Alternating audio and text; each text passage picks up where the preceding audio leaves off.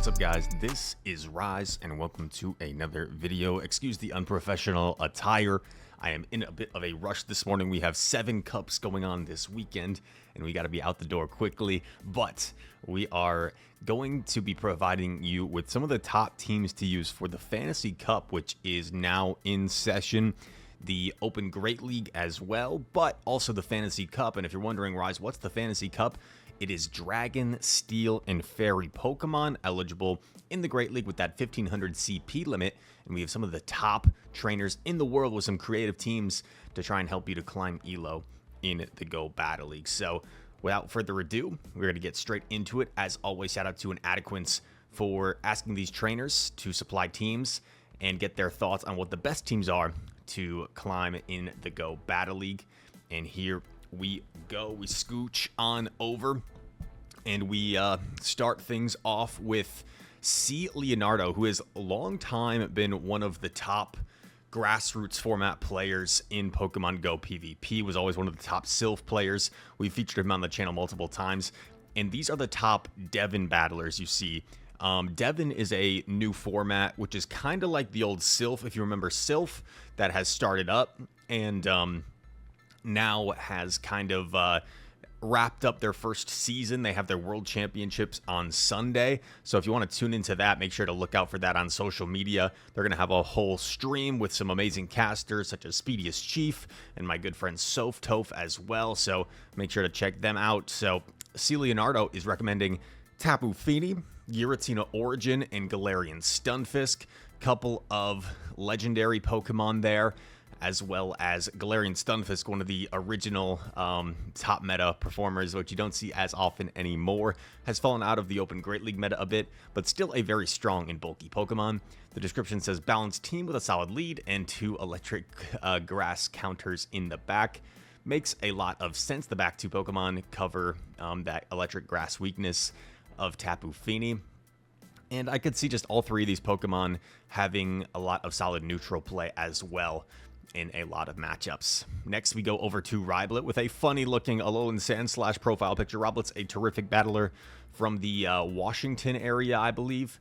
And he is running Shadow Flygon, as well as Registeel and Skarmory. Skarmory is this double steel line, of course, is still pretty common in the Go Battle League. I played a Skarmory Registeel backline just the other day in the Go Battle League. Shadow Flygon is a really annoying Pokemon to deal with. When you have a Pokemon that can get to a charge attack in just 4 fast attacks, that is so ridiculously spammy. It is only 4 mud shots to Dragon Claw, and if you can bait something big like a Stone Edge or a Scorching Sands with Dragon Claw and then get to a big time move, that is so difficult to play against. So Flygon I could see being an absolute menace to play against in a limited format like this, especially if it can avoid things like Azumarill. But honestly, with that Dragon subtyping in the ground, it's not even that bad against Azumarill.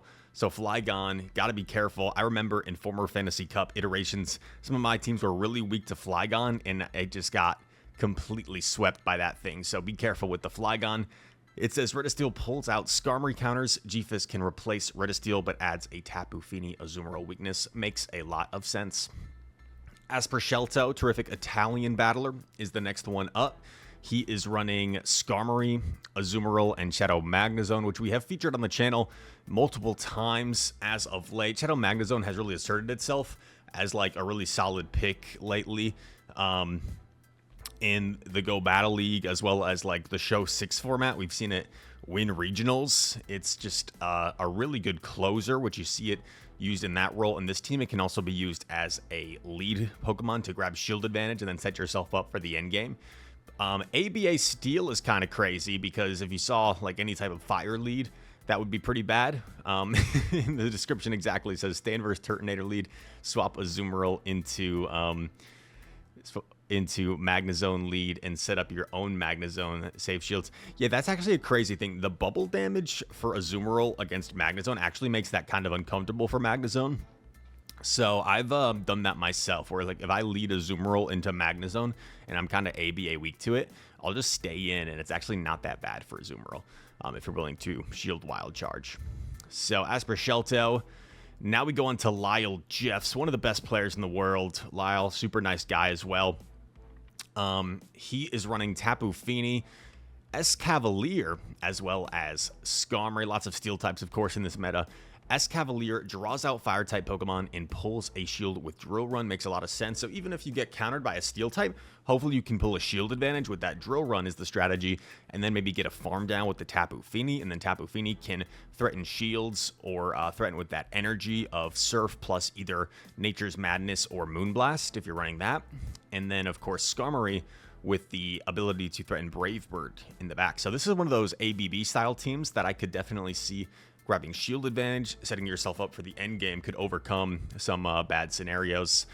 And pulls a shield with Drill Run. And yeah, Lyle, NA Latin Group, second place in Devon Corporation. Those are the descriptions you see under these players' profile pictures as they prepare for the Devon World Championships. Lyle, of course, super accomplished in the Play Pokemon circuit this year, multiple time regional champion in this season alone.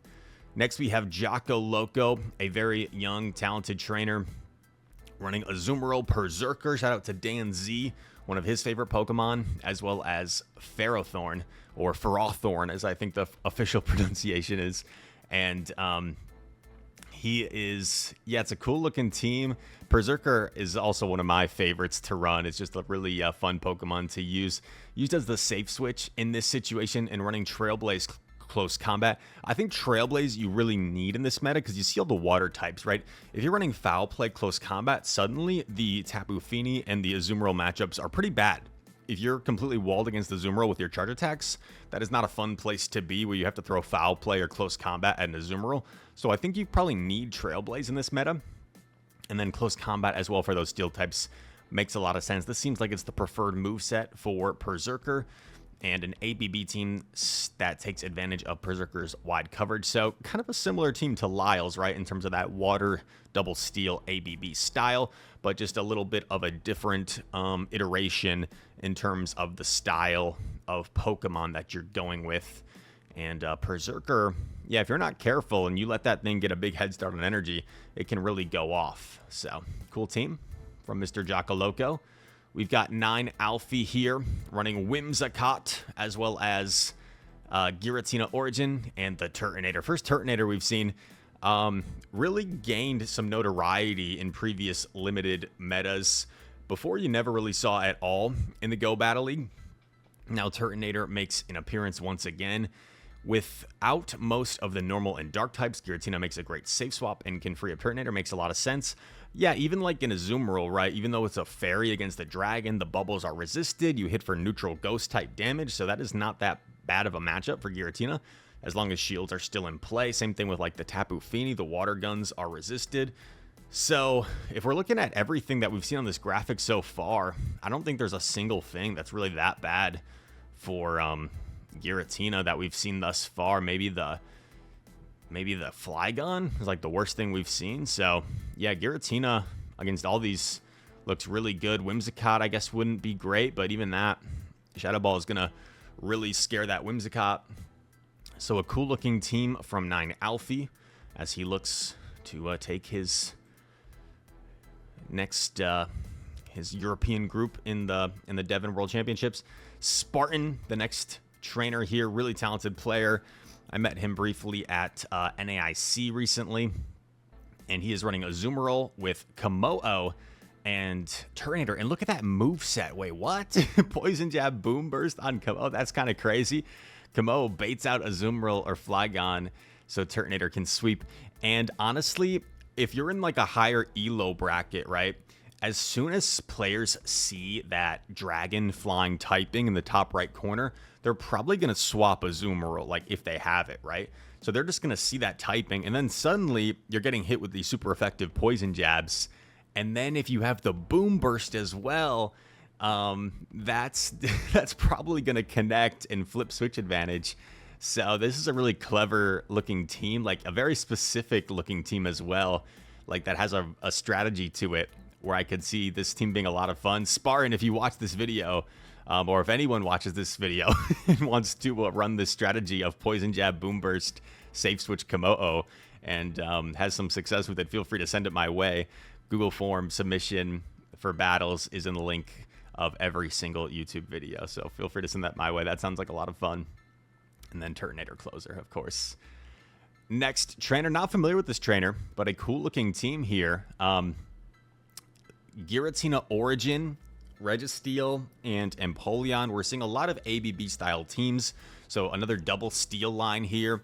And this is going to be Registeel safe switch, which we know, right? Registeel, with its threatening charge attacks of Focus Blast and Zap Cannon, is just so threatening in the zero shield scenario. It wins a lot of zero shield matchups and can get you that shield advantage.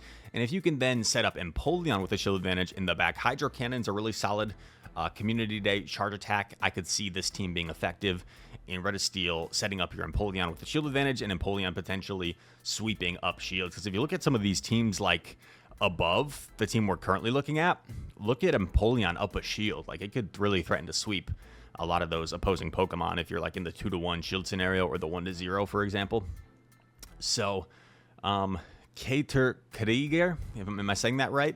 I'm not sure, but so my apologies if I'm mispronouncing that.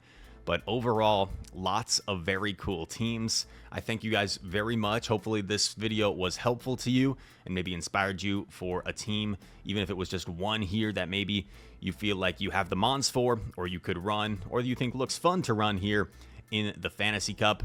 To get this full graphic, feel free to go check out Inadequence on Twitter. You can download it straight to your phone, and you have it to reference for the Fantasy Cup week, or if you want to just play Open Great League as well, we've got multiple Open Great League videos on the channel. We got to do these like almost every single week to give you guys more team ideas, since that's like one of the most common comments and stuff, and something that I ask myself, right, and I relate to, where I'm asking you guys, like, what should I run on my stream and stuff. So I hope you guys enjoyed this. If you did, hit that like button, subscribe to the channel. If you're new around here, comment down below. All comments are appreciated. And all that said, thank you so much for watching. I hope to see you in the next one. Peace.